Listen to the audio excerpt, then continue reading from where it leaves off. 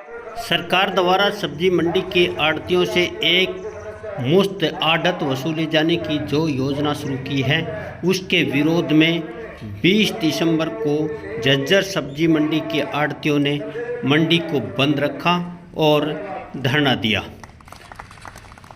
धरने का समर्थन हरियाणा व्यापार मंडल के झज्जर प्रधान राकेश अरोड़ा ने भी अपने कुछ साथियों के साथ किया है। आपको ले चलते हैं झज्जर की सब्जी मंडी।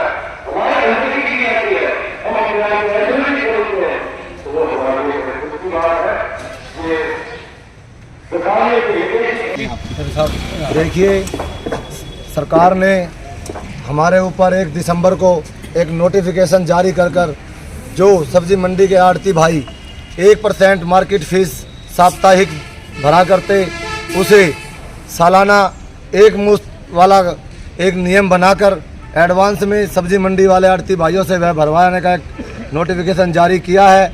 जबकि आढ़ती है 1% का टैक्स अपना माल बिक्री करता है तो अपनी आड़त के साथ ये 1% टैक्स ग्राहक से लेता है और फिर सरकार में जमा कराता है।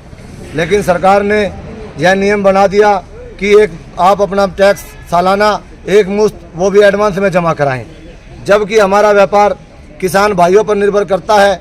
हम कोई भी चीज़ खरीदते हैं तो सरकार को टैक्स देते हैं, लेकिन जब तक किसान ने अभी तक तो किसान ने खेत में बीज बोया ही नहीं, वो पैदावार कैसी होगी, मंडी में आएगी नहीं आएगी, उसका टैक्स पहले ही ले रही है।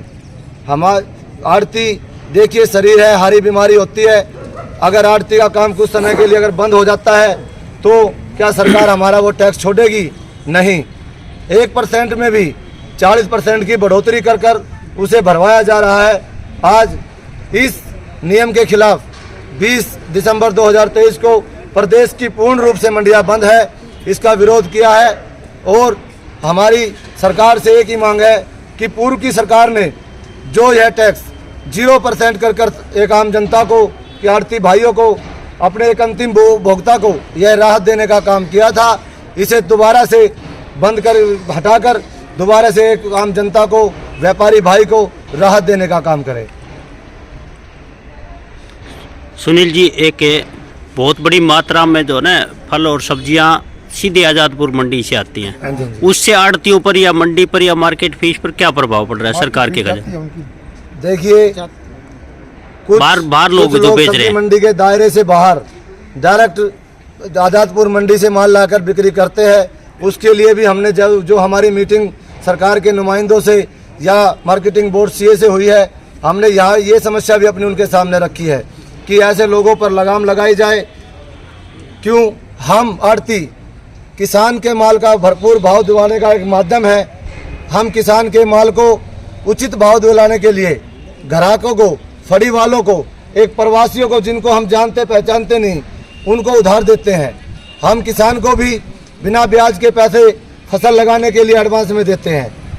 हम किसान की फसल का पूरा भाव दिलाने के लिए हम बीज का एक माध्यम है, एक सेतु का काम करता है आढ़ती। लेकिन जो सब्जी मंडी के दायरे से बाहर कुछ लोग डायरेक्ट माल ला के बेचते हैं, कहीं ना कहीं उसका असर किसान भाइयों के फसल के भाव पर पड़ता है। हमने इसका भी सरकार के नुमाइंदों से इसकी मांग की है कि उन पर भी रोक लगाई जाए, पाबंदी लगाई जाए।